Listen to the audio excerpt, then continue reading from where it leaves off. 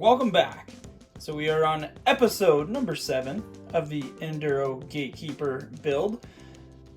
So today we're going to talk about drive shafts. We're also going to build some shocks.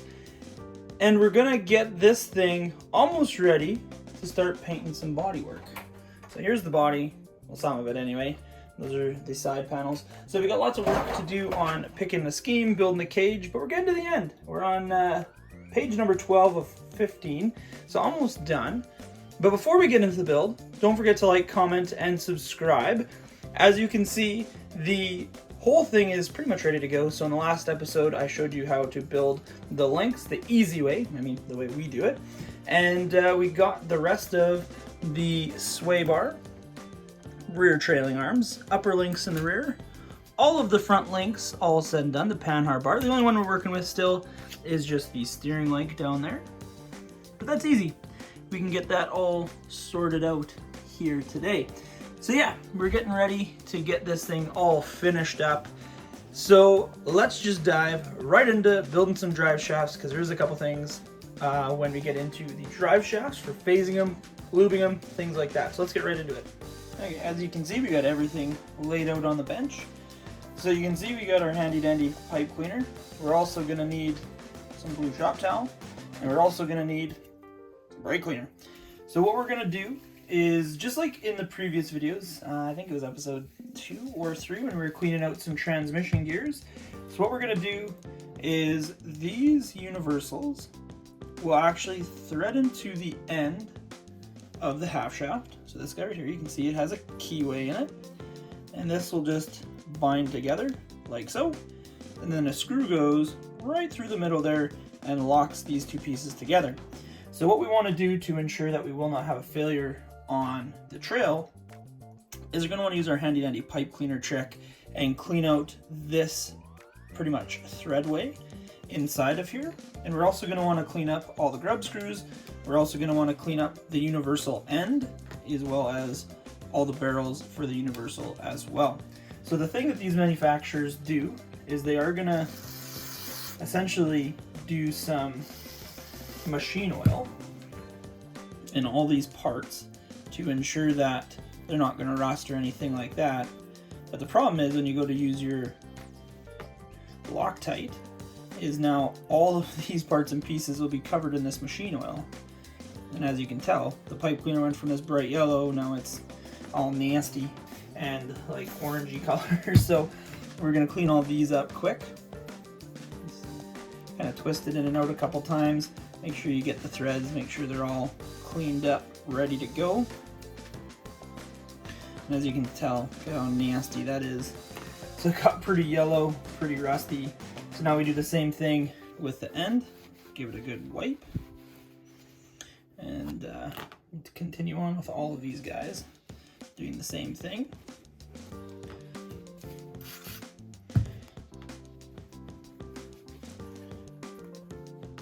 Surprisingly enough, these ones are actually not terribly bad for dirtiness. They're surprisingly pretty clean. But as you can tell, it's still got pretty brown. And then we can run the pipe cleaner through here as well. Same thing. It's making sure that all of the places that we'll put Loctite or grease are clear of any contaminants like machine oil or anything like that. Clean that up really good. Now we're going to do the same thing with the screws. So normally I just lock them right onto my driver and just thread them into the paper towel a couple times. And then you can see right where the screw indent was. So they're pretty coated up, and a lot of people miss this trick, especially if you're doing MIPs, something like that. This is the biggest mistake that we see in the shop that people miss. And then all of their screws and all the barrels, all the universals are just covered in this oil. And the Loctite really can't do its job, because now there's going to be contaminants and stuff like that in there that are going to essentially force it not to lock onto the Loctite, not give you a really good adhesion to that. So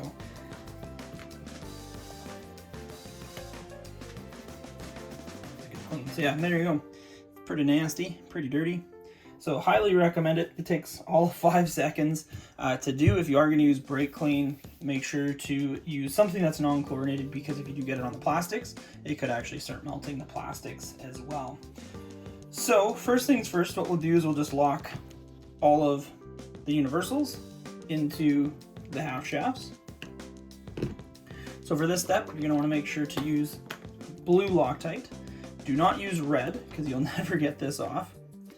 You don't need a lot, just a little. I'm leaving a little bit too much there.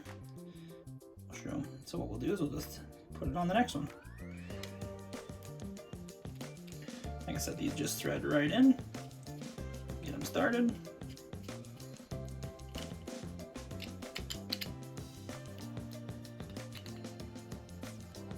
And there we go. We got one done. So just for the purpose of this video, instead of me doing all of this stuff, we'll just essentially build one half, and then you can follow the same procedure for the next couple. So we will be using the CalRC Udder Butter. It's going to be a good waterproof grease for the universals as well.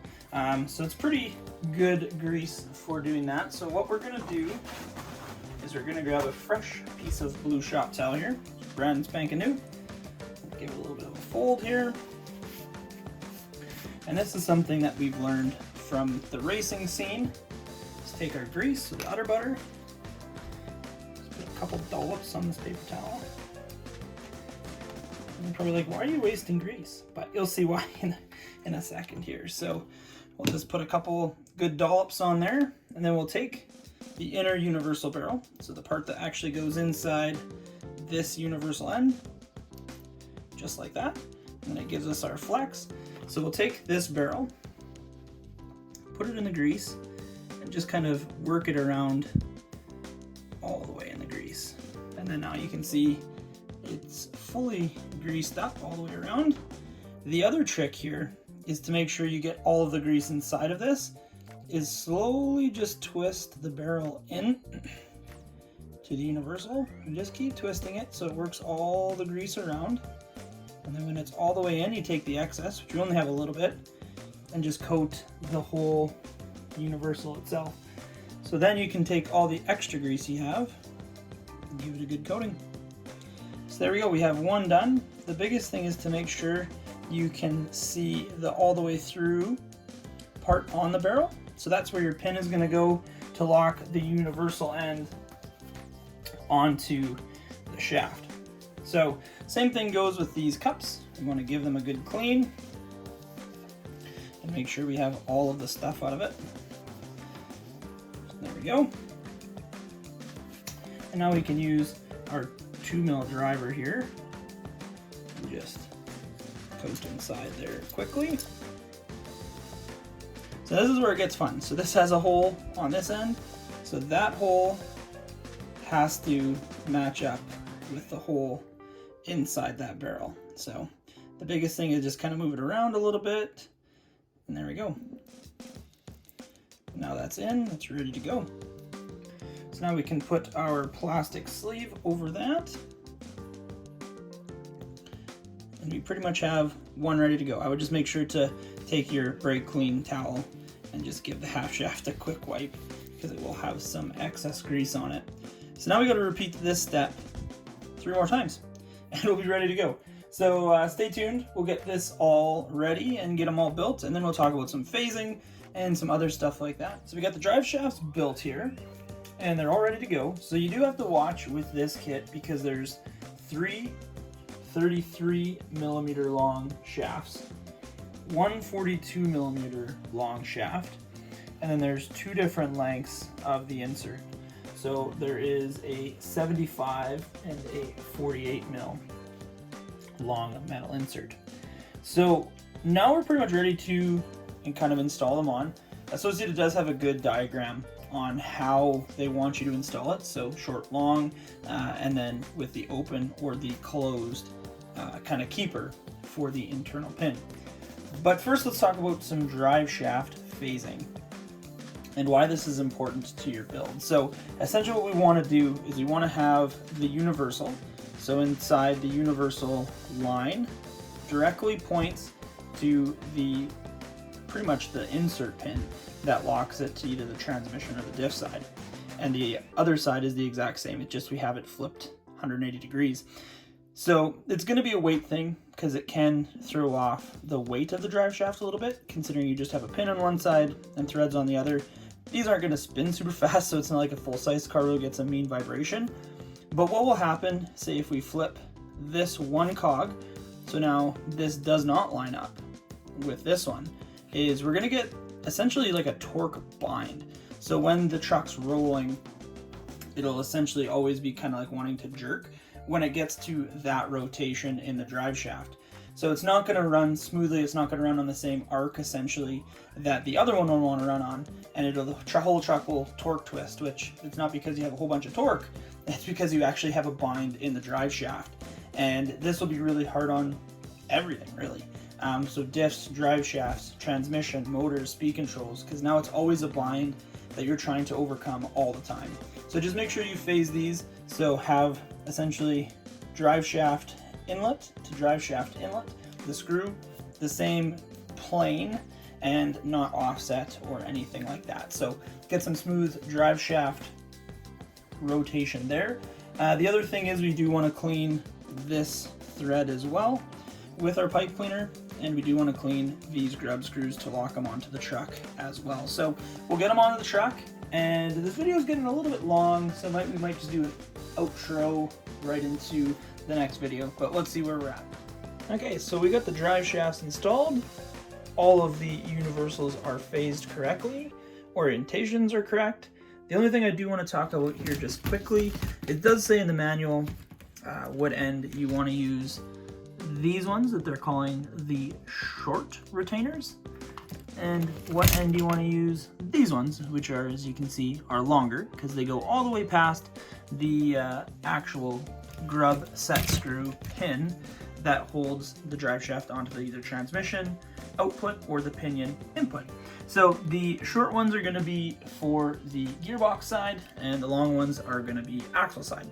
So just other than that, make sure again, clean these really good, blue Loctite on both ends of those, and you'll be good to go.